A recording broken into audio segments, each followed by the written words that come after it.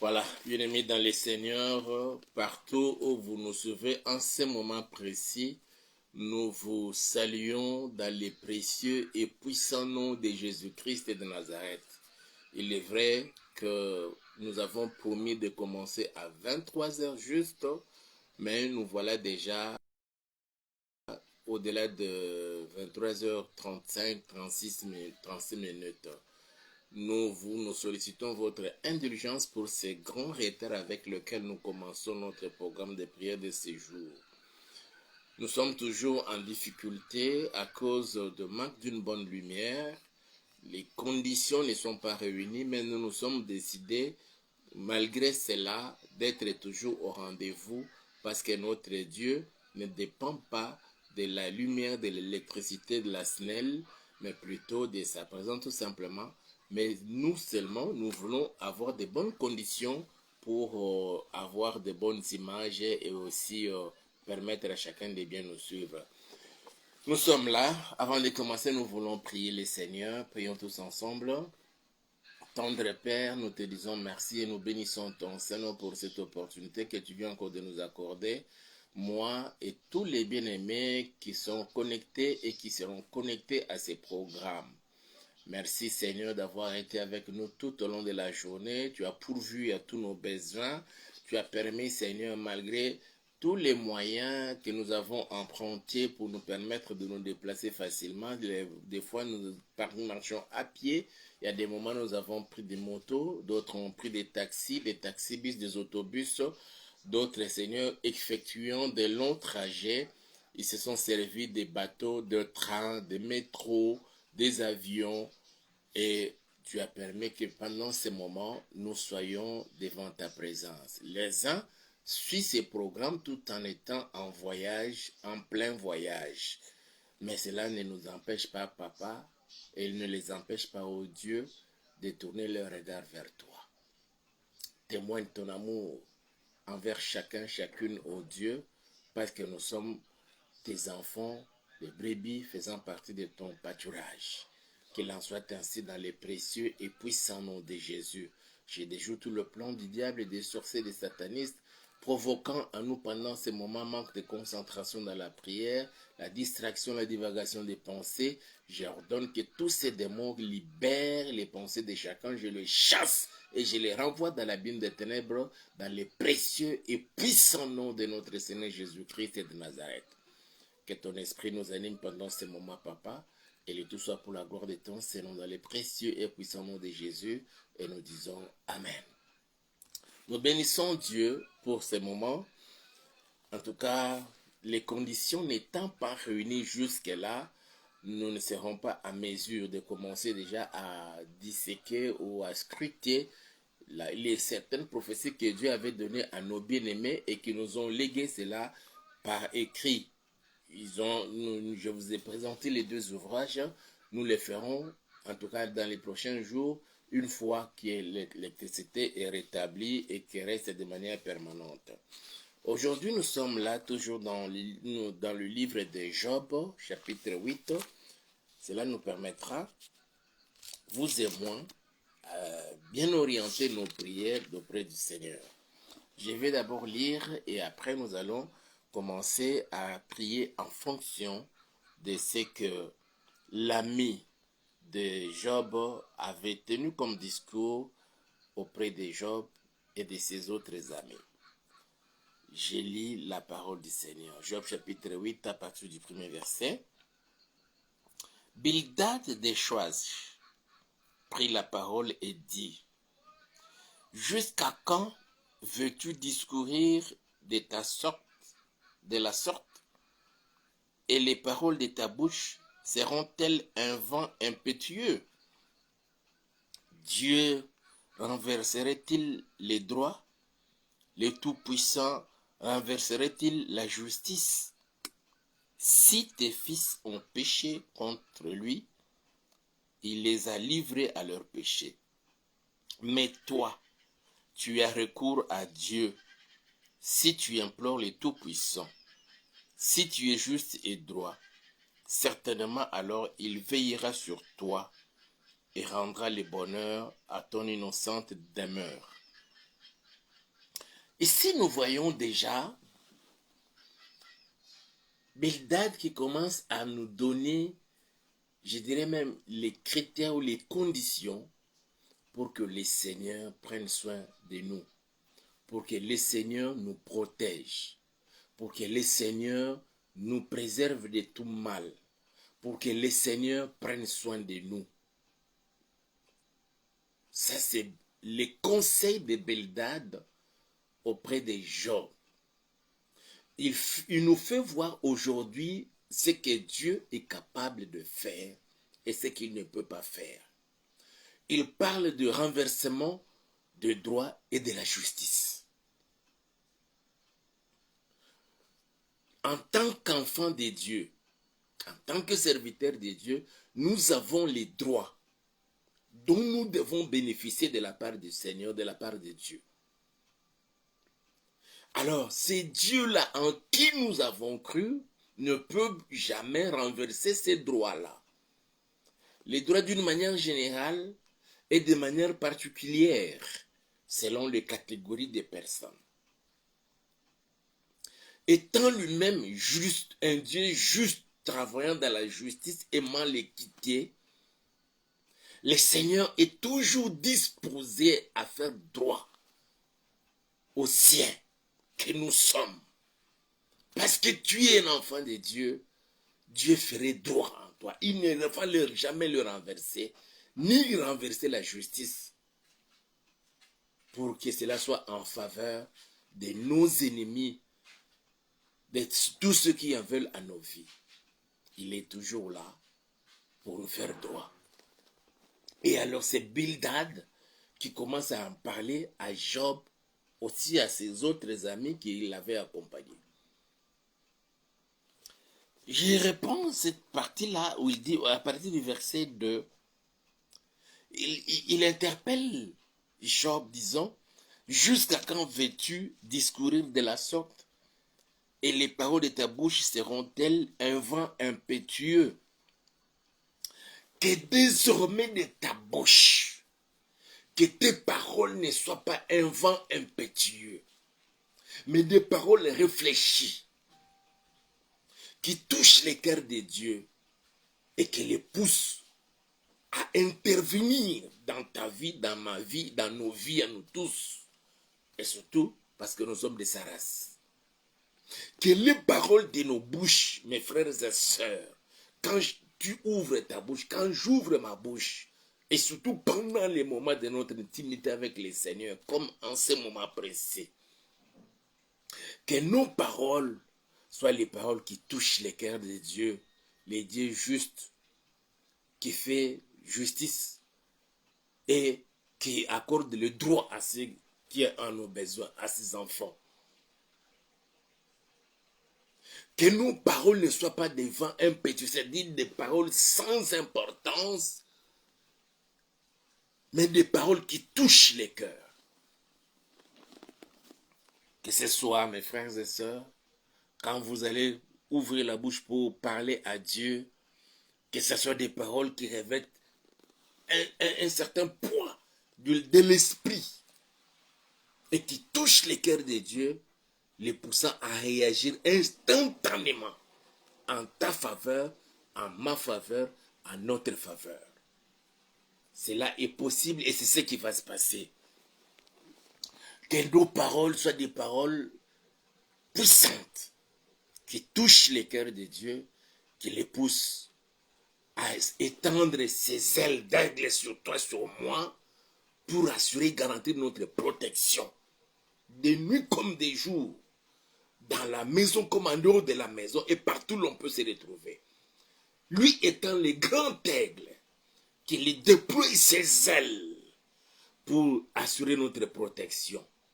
Pendant que je parle, que mon Dieu déploie ses ailes sur toi, sur ta femme, sur ton mari, sur tes enfants, sur tes parents, sur tes frères et sœurs, sur tous ceux de ta famille, tous ceux avec qui tu vis dans une même maison, qu'il déploie ses ailes d'aigle pour assurer la sécurité et la protection de chacun, de nuit comme des jours, pendant les moments de détresse comme des moments de bonheur, pendant les moments d'angoisse comme pendant les moments de joie, qu'il étende ses ailes d'aigle et qu'il nous protège contre les attaques de l'ennemi, contre les attaques des sorciers, des satanés, des occultistes, de tous ceux qui en veulent à nos vies. Quelqu'un part, il consulte un marabout, il va consulter un féticheur et veut te faire du mal, t'infliger une quelconque maladie, mais que les ailes du Seigneur te protègent contre toutes les mauvaises pensées de l'ennemi, des sorciers, des satanistes, même de ceux qui sont proches à toi, qui te côtoient au jour le jour, manifestant envers toi une certaine gentillesse, mais à l'intérieur, c'est plutôt la colère, les mauvais projets contre toi, que le Dieu Tout-Puissant déploie ses ailes d'aigle pour ta protection, pour la protection de ta maison, de ta famille et de tous tes biens, dans le précieux et puissant nom de Jésus. Bildad continue disant, Dieu renverserait-il les droits, les tout-puissants renverserait-il la justice? Si tes fils ont péché contre lui, il les a livrés à leur péché. Mais toi, si tu as recours à Dieu, si tu implores les tout-puissants, si tu es juste et droit, certainement, alors il veillera sur toi et rendra le bonheur à ton innocente demeure. Que Dieu veille sur toi. Mais pour que le Seigneur arrive à veiller sur toi, à veiller sur ton mari, à veiller sur ta femme, à veiller sur ta maison, à veiller sur tes enfants, à veiller sur tes frères et sœurs, à veiller sur tes parents, il y a quelque chose que toi et moi devons faire. Bildad nous dit, mais moi, nous devons avoir recours à Dieu et implorer le Tout-Puissant. Ce soir, tu vas implorer le Tout-Puissant. Il nous reste quelques jours pour clôturer notre marche du mois de septembre et commencer le dernier semestre, le dernier trimestre de l'année. Un trimestre dans tous les pays du monde. En mi-septembre, il y a la rentrée parlementaire. Et l'on dit toujours que cette session, c'est une session budgétaire. Les parlements du monde reçoivent de leur gouvernement les projets de loi, de finances de l'année prochaine. Les projets de loi de finances de l'année prochaine. Où les gouvernements, à commencer par les chefs du gouvernement, ils se réunissent, ils étudient l'année prochaine quel serait notre budget, serait à quelle hauteur pour répondre aux desiderata de notre peuple, de nos populations, dans les domaines de santé, dans les domaines de l'éducation, au niveau primaire comme au niveau supérieur et universitaire, dans les domaines des recherches scientifiques, dans les domaines de transport, dans les domaines de ceci ou dans les domaines de cela, dans les domaines militaires pour la défense de la nation. Ils étudient tout cela et ils veulent soumettre cela aux représentants du peuple. Que ce dernier trimestre de l'année, pour toi et moi, ma soeur, mon frère, que ce soit un trimestre où chacun viendra avec son projet de loi de finances de l'année prochaine qu'il va présenter à Dieu. Je sais que nous n'en avons pas l'habitude, mais que cette fois-ci, que tu fasses ton budget à toi. Seigneur, en 2026, je vais attaquer 2026. Voilà comment est-ce que je compte faire. Au premier trimestre de l'année 2026, deuxième trimestre de l'année, premier semestre de l'année, troisième trimestre de l'année, et le dernier trimestre de l'année, et au deuxième semestre de l'année. Ça peut être en termes de trimestre, de quadrimestre, de semestre. Et c'est comme cela que nous pouvons parler, mes frères et sœurs, des projets à court terme, à moyen terme, à long terme, dans l'exercice annuel. Nous y reviendrons, mais ça sera la semaine prochaine, Dieu voulant, si il y aura déjà un rétablissement de l'électricité. Nous aurons alors une bonne lumière. Ça nous permettra de lire et de pouvoir donner les éléments qui nous permettent à chacun de dresser, de préparer son budget de l'année prochaine. Comment attaquer, même au niveau de l'église, au niveau personnel, dans la maison, dans la famille, dans l'entreprise, comment il faut entrevoir. Alors ici, on nous parle. Toi, si tu as recours à Dieu, et si c'est une condition, si tu implores les tout-puissants, c'est lui que nous devons implorer, c'est les tout-puissants. Parce que les tout-puissants, la Bible dit, il est capable, mes frères et sœurs, de rendre le bonheur dans ton innocente demeure ou dans ta maison. Ta maison mérite le bonheur. Ta vie mérite le bonheur. Je décrète et je déclare, ta famille mérite le bonheur.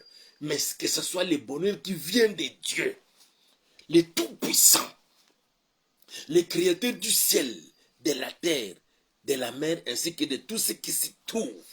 Son bonheur à lui qu'il veut répandre et donner dans ta demeure, à condition que nous l'invoquions, à condition que nous l'implorions. Il faut implorer les tout-puissants. Il est disposé, mes frères et sœurs, à rendre le bonheur dans ta vie, dans tes entreprises, dans ta maison, dans la vie de tes enfants, de celle de ta femme, de celle de ton mari, de tes frères et sœurs. Le Seigneur est disposé. Aujourd'hui, nous avons eu l'opportunité de nous rapprocher de lui. Nous allons lui demander, Seigneur, je viens auprès de toi. Rends le bonheur à ma demeure, dans ma maison, dans mon travail, dans mes entreprises, dans ma vie, le bonheur. Et me permettre de dire comme David a dit dans Psaume 23, il dit que le bonheur et la grâce m'accompagnent. Que le bonheur et la grâce m'accompagnent.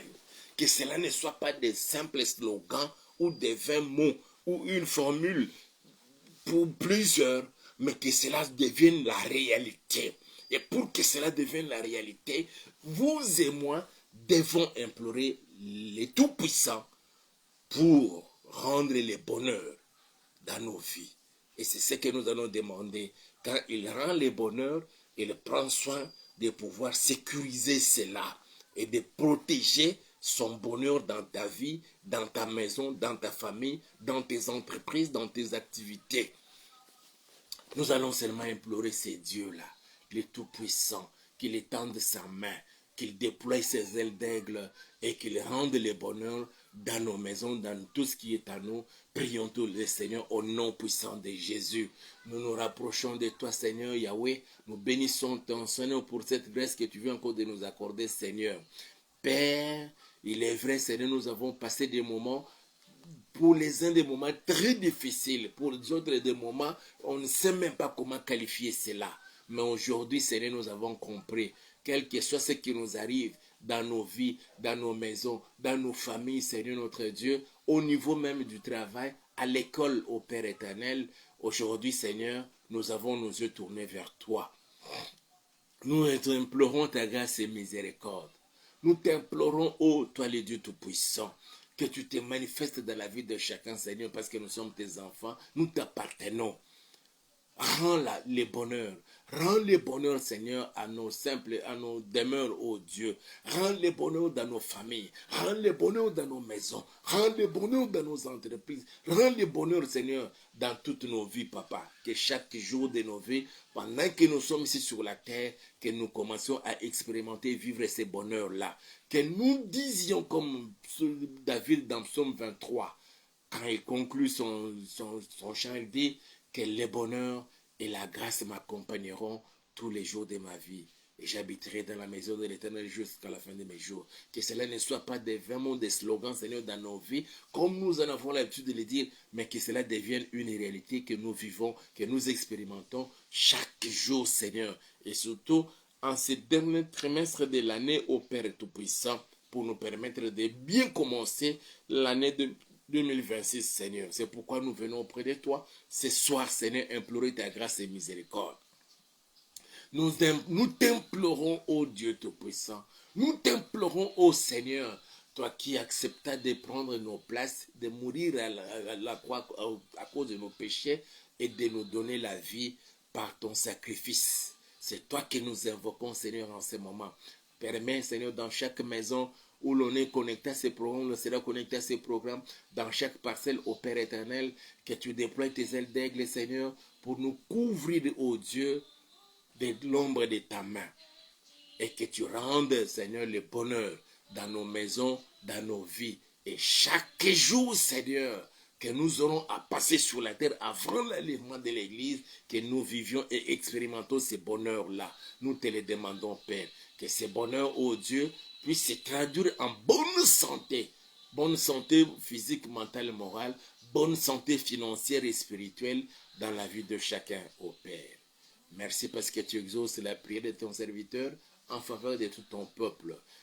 Même bonheur, Papa, que tu les répondes, Seigneur, en République démocratique du Congo et que tu confondes tous ceux qui projettent, Seigneur, de mal contre les Congolais que nous sommes et qui cherchent à déstabiliser nos institutions jusqu'à balkaniser notre pays. Nous déclarons qu'ils n'arriveront pas au bout, ô Dieu, de leurs projets. Parce que toi, le Dieu Tout-Puissant, tu es avec nous.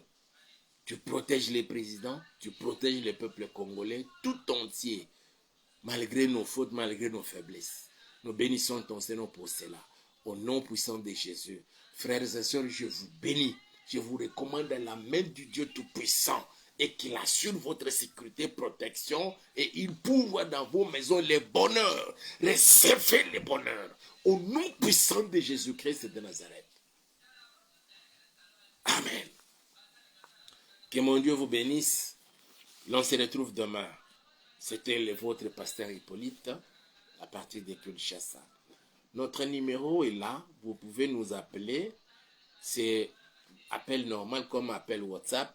Si nous sommes en ligne, appelez-nous. Faites-nous connaître vos intentions de prière pour que nous puissions vous soutenir spirituellement. Et aussi, nous sommes dans les besoins de l'argent. Et de beaucoup d'argent. Si le Seigneur vous met à cœur de nous soutenir financièrement, mes frères et sœurs, faites-le de tout cœur et le Seigneur rendra dans vos demeures les bonheurs. Je dis bien, et l'Éternel rendra dans vos demeures les bonheurs.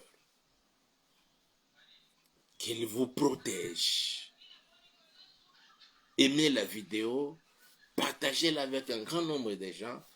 N'oubliez pas de vous abonner si vous ne l'avez pas encore fait à notre chaîne YouTube que nous avons intitulée Auberge de Vie TV et faites aussi abonner d'autres personnes. Vos commentaires, nous en avons besoin. Que Dieu vous bénisse et à demain à 23h juste.